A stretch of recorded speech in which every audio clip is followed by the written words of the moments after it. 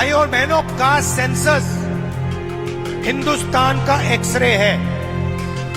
इससे पूरे देश को पता लग जाएगा कि ओबीसी कितने हैं, दलित कितने हैं, आदिवासी कितने हैं, महिलाएं कितनी हैं, जनरल कास्ट के लोग कितने हैं। और एक बार ये डेटा हिंदुस्तान की जनता के हाथ में होगा तो फिर देश सब लोगों को लेकर, सब लोगों को भागीदारी देकर आगे चल पाएगा।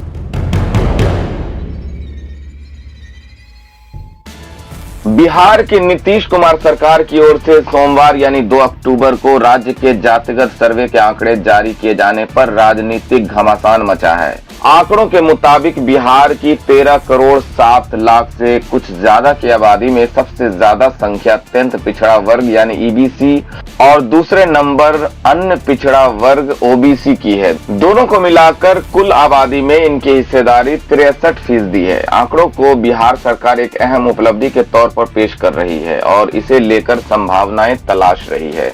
कांग्रेस ने जाति सर्वे का समर्थन किया है। कांग्रेस नेता राहुल गांधी ने कहा है कि देश भर के आंकड़े जानना जरूरी है, तो वहीं बीजेपी ने कहा है कि सर्वे आधा अधूरा है। वहीं पीएम मोदी ने मध्य प्रदेश के ग्वालियर की अपनी एक चुनावी रैली से इशारों में विपक्ष पर तंज कसा है कि वो पहले भी जाति पाति के नाम पर समाज को बांटते थे, आज भी वही कर रहे हैं। बिहार में जाति जनगणना की रिपोर्ट जारी होने के बाद देश की सियासत गर्मा गई है। भाजपा ने विपक्ष पर निशाना साधा है। मध्य प्रदेश भाजपा ने सोमवार को कहा कि बिहार में जातीय सर्वेक्षण समाज में दरार पैदा करने का काम करेगा।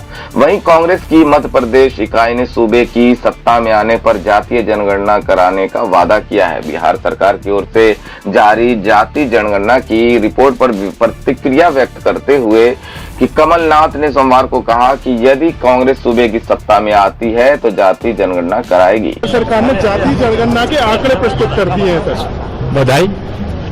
आपको क्या लगता है, मध्य प्रदेश अन्य राज्यों में चुनाव भी है, कुछ राज्यों में कांग्रेस की सरकार हुई, तो वहां पर भी क्या होने चाहिए आंकड़े? तो हम तो हमेशा से इसके पक्षधर रहे हैं। तो सरकार आई तो फिर आप मध्य प्रदेश में भी कराएंगे क्या सर? निश्चित। नहीं, सबसे पहले मैं देश को और बिहार को, जनता को जो है धन्यवाद और बधाई देना चाहते हैं। साथ ही साथ आदरणीय लालू प्रसाद जी और आदरणीय मुख्यमंत्री नीतीश कुमार जी को बधाई देना चाहते हैं।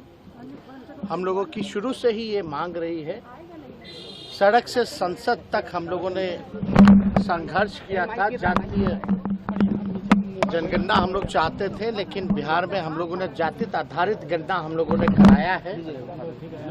और साइंटिफिक जो डेटा जो है, आर्थिक सामाजिक न्याय की जो लड़ाई लगातार हम लोगों ने जो लड़ी है, और चुनाव में भी यह हमेशा से हम लोगों का अहम मुद्दा रहा है, बेरोजगारी और जातीय जनगणना को लेकर के।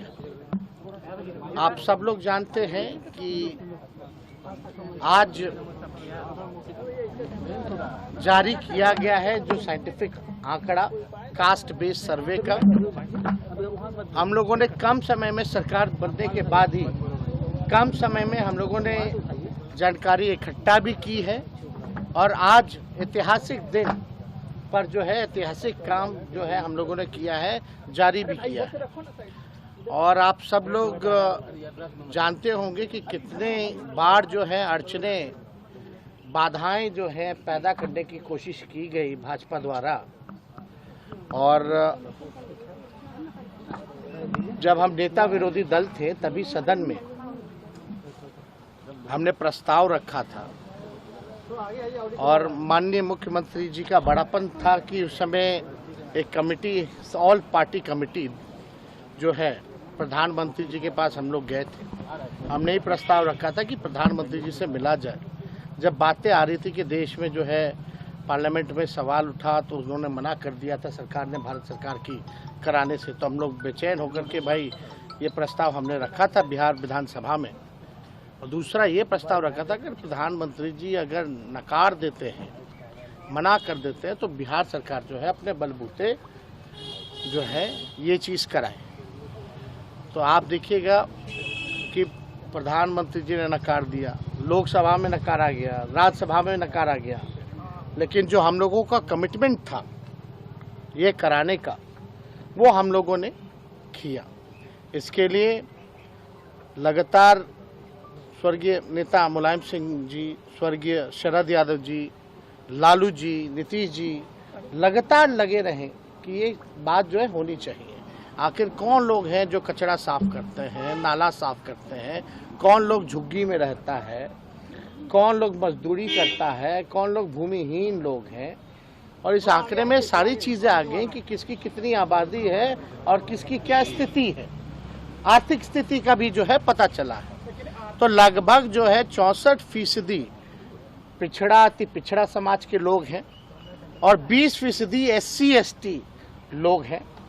तो ये आंकड़ा जो है लगभग जो है आप समझिए कि 85 के आसपास जो है पिछड़ा अति पिछड़ा दलित समाज का जो लोग हैं, वो आंकड़ा जो है देश के सामने जो है अब आ चुका है।